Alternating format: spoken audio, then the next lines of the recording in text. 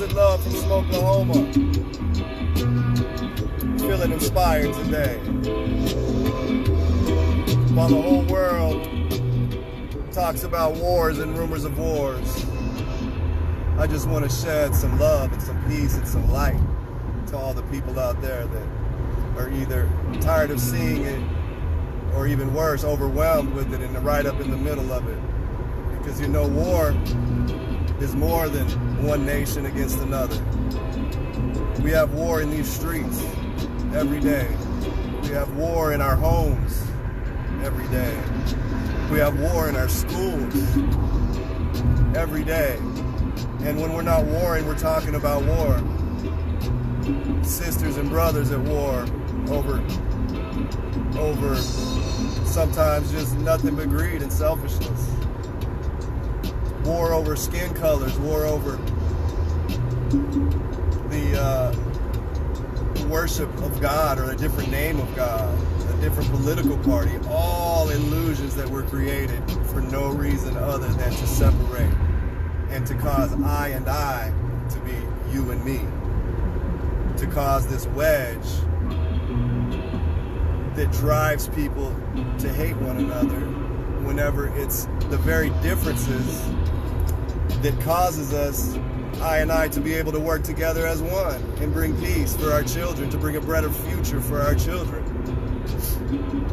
But our children don't know peace. They know selfishness.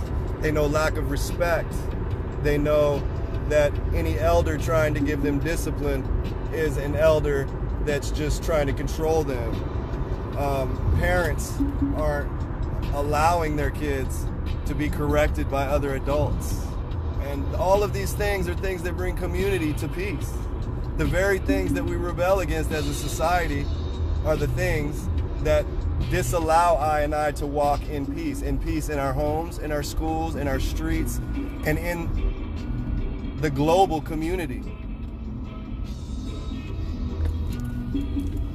When these differences are set aside and we can see all the similarities, or when we can see that the very differences themselves, just a different viewpoint, is something that can make a better change for the world, for our nation, for our neighborhoods.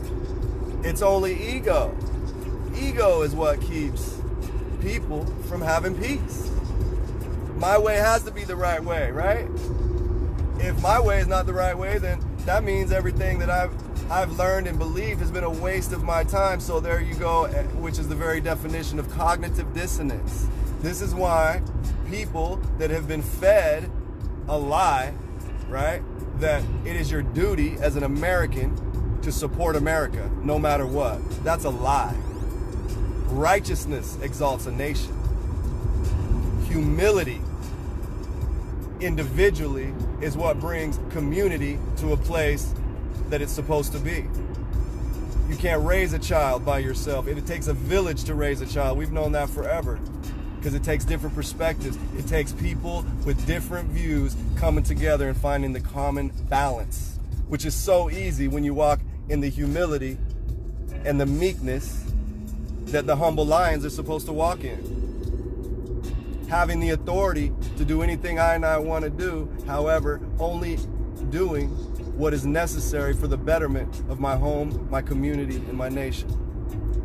So I want to call people that are tired of the war to start speaking about peace, to start being an example of peace, being an example in front of your children that is always willing to meet in the middle and compromise. Not my way or the highway. That is hypocrisy. Not for parents out there that like to say, do as I say, not as I do. That's hypocrisy. Your child's never gonna have anything but war in your home if they see hypocrisy. Righteousness exalts a home. Righteousness exalts a man or a woman. And that righteousness can only come from the Most High Jah, Rastafari, Jesus Christ, the Son of the Most High God. And when he returned as the King of Kings, Lord of Lords, conquering Lion of Judah, now he takes us from a place of sonship to kingship. So now all these 2,000 years that we've been following Yeshua, Jesus, Jesus Christos, all of these 2 millenniums that I and I have done our best as a people to follow like the Lamb and to walk in love and forgiveness and mercy and truth and to still be bold against the workers of iniquity, to be willing to lay down our life for our brethren and our friends. That is the example that Jesus gave the people to follow. The first time. He comes as the conquering Lion of Judah in the man Emperor Haile Selassie I, also known as Rastafari.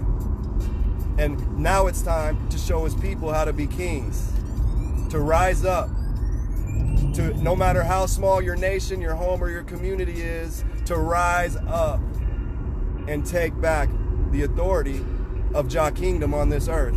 Because heaven is not just a place that we go after we die. False teachings, art, nonsense, folklore. It's not about that. Not to say that we don't go on living eternally. The point is we don't know that for a fact until we cross that threshold. But what we do know is that once a man comes to the knowledge of the truth, being awakened by the Spirit of the Most High Jah, as soon as that happens, we are right then at that moment translated into the kingdom of the Most High. And that kingdom is not celestial in the clouds. Come on. That kingdom is a word that you just got to break down. It means to live under the dominion of the king, to be under the sphere of rule of the Almighty instead of under the sphere of rule of man's kingdom. Man's kingdom is war, conquest. See my way or we're going to come in and take your leadership and make all your people believe as we believe, whether it be God, politics, lifestyle. We're going to force our will upon the rest of the world because our way is right. Right? No. Every man has his right to live how he wants to live. And any man that tries to hinder that is going against the kingdom of the Most High, going against God himself. Free will, right? Yet, a nation or a gangster with the army of people that believe in his cause, all he has to do is give the order, and just like they say, right? Sir, yes, sir. There's no room for critical thinking to say, wait a minute, this is wrong. This is wrong. And I'm telling you right now, all you have to do in regards to this crazy rumors of war that's going on globally right now is look and follow the money. And the money is going to tell you the answer of whether it's righteous or not righteous. And in November, there's an AP News article about in Iran. They found 50 billion, not million, 50 billion barrels of oil in a field or in land, whatever. I don't know how that all works, but they found all this oil in November. It becomes international news, and it took 60 days for the United States to make an excuse on why we had to go over there. Come on, people. This is not a liberal trying to convince you to freaking be a peaceful, loving, sage-burning hippie. This is common freaking logic. And if you don't see it, you're blind. Why? Because of cognitive dissonance. Wars and rumors of wars, to the whole point of this entire conversation, which was just off the top, by the way, probably obvious. The only thing that cognitive dissonance has done is brought war to this earth. Because people see a certain way, they believe that way is the truth, and then they get shaken whenever the facts come out. And they can't accept those facts. Because why? They have to admit that everything that they've ever believed was a lie. And that's what I'm trying to call people right now to do. To step out of your cognitive dissonance. Stop believing everything you see on TV. In fact, turn the freaking TV off. That TV is a waste of your time. That TV is brainwashing you to believe things that literally are just against all common sense whatsoever, and only because of the TV, the internet, everything else that you got going on in your head, you're uploading all of that Babylonian bullshit into your brain so that you're now a part of that system instead of being a human being free natural man or woman that's connected to the earth, and they can see clearly. Because I assure you, the people walking in this Rastafari liberty that have disconnected from Babylon, unplugged from the TV, unplugged from their alcohol and their sugars and all the bullshit that they've put into us to be able to make us weak enough to even believe their nonsense, those are the people that see the truth. And I agree, there's no war between Rastafari brethren. There might be some certain doctrines, teachings that are a little bit different, but it's love, brethren. It's the church of brotherly love. The only one in Revelation that the Apostle John didn't have some kind of serious correction and rebuke to give them was the church of brotherly love. Think about that. If that's not your church, if that's not your family, if that's not your nation, if brotherly love is not the foundation of it, it's time to step away, brethren. It's about love. Jah is love. And anyone that knows Jah walks in love. Anyone who doesn't walk in love does not know Jah, for Jah is love. So wake up. Love is not bombing people. Love is not causing people that disagree with you and making them their enemy in your mind. That is not love. And there's too many people walking around in their religious self-righteousness thinking that they're serving God and doing him a service by hating their brethren, which is also a creation of that same creator. So whether it's black and white, whether it's Republican or Democrat, whether it's Bloods or Crips, Christians, Muslims, Jews, those are all man-made titles that are there for one reason, and that is to keep I and I from being one. Because even in the days of the Tower of Babel, when their minds were set on evil, even God himself said we've got to confuse them, because if we don't, nothing that they put their minds to will be impossible. Nothing. God himself made a decision to confuse the languages of these people building this tower, because he saw that nothing they do will be impossible if we don't confuse them. That's what Jah said. So obviously they had their mind set on evil. So what happens when I and I get together, one love, come together with a positive, good thing, a good view, a good goal, a good cause, a righteous cause? What happens when we come together as one? Anything we want. Anything we want. And we all want peace. We all want love. We all want joy. We all want to be able to feed our kids. We all want to say yes when our kids want something or need something. We don't want poverty. We don't want hunger. We don't want our children growing up and getting to an age where they just disrespect, hate their parents, and want to walk off and do their own thing. But yet, so many parents that are doing the best they can are dealing with that. So many men that are working 10, 12 hours a day are not paying all their bills. Too many women that are raising up, having children, doing the best they can, they still struggle with addiction. They still struggle with having to have cigarettes and alcohol because of how stressful this Babylon shitstem has been put together on purpose, by design. There's peace to be had in Christ. There's love and there's joy in Rastafari.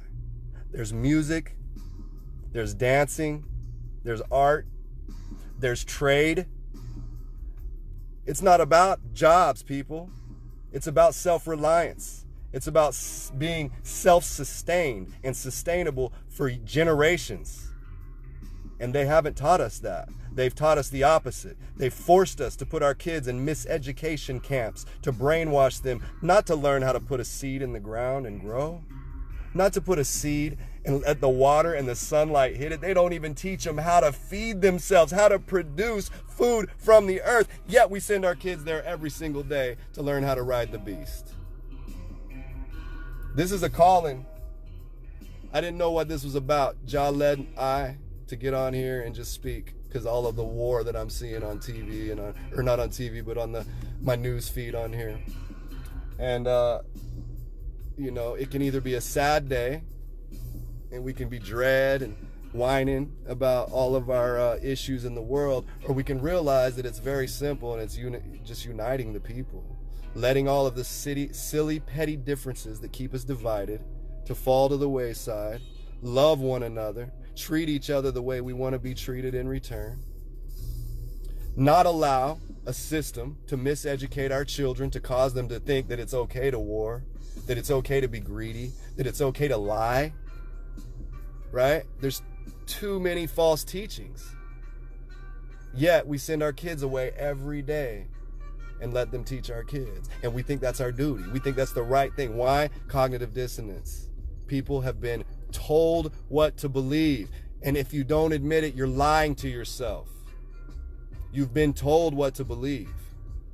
And that ideology that you have been told what to believe, whether you are in Iran and you were told to hate every American, or you are in America and you were told to hate anybody with brown skin, or you're in England and you were told to hate anybody that comes into your land with that Yankee accent, right? I was in England once, and I remember someone telling me, that right when we got off the bus, they're going to hate you just because you're American, and it was pretty true. But I thought it was because we were better than them, because that's what I was taught. I've come to a place in my life to realize that there are good people in every nation. There are wicked, foul, dirty mind, Babylon people that don't even deserve a name that are in every nation. There are slave masters in every race. There are slaves, mental slaves of every kind throughout all the world. So that's what we must deliver ourselves from. If you don't want war, deliver yourself from mental slavery. Deliver yourself by turning off your TV. I'm about to get real deep on you right here. The Bible calls Satan the prince of the power of the air. I'm going to say that again. In the New Testament, I believe it's Paul, maybe not, it could have been one of his brethren, but nonetheless, he wrote that the prince of the power of the air was in control at the moment. It also says that we wrestle not against flesh and blood, but against principalities and powers and the rulers of the darkness of this world, and spiritual wickedness in the heavenly realm, or in high and low places. So that's who we're against. If we're against the spiritual wickedness in the heavenly realm, who control the rulers of the darkness of this world and the airwaves, right? Because if he's the prince of the power of the air, anything going through the airwaves then is controlled by the satanic force that wants us to destroy ourselves. So why are we every single day uploading our mind to the prince of the power of the air and expect that we're going to have clarity? Peace comes in a home. Excuse me, let me start over. Peace comes in a nation only after there's peace in a community, which only comes after there's peace in the homes, which only comes after there's peace within. You cannot be at peace if you are mentally enslaved by a lie. And Satan is the father of lies. If you hate your brother of another color, Satan has you. If you are confused, lost, and have no idea where you are, where you're going, or where you're from, you have been mentally enslaved. And it's time to unplug. It's time to take your kids out of school. It's time to take your kids out of this learning that is not teaching them to do anything other than make money and war, right? And anybody that doesn't make money or war, they're considered the outcast and the disenfranchised, and they get put in prison. People that stand up and speak. So I want to see peace, brethren.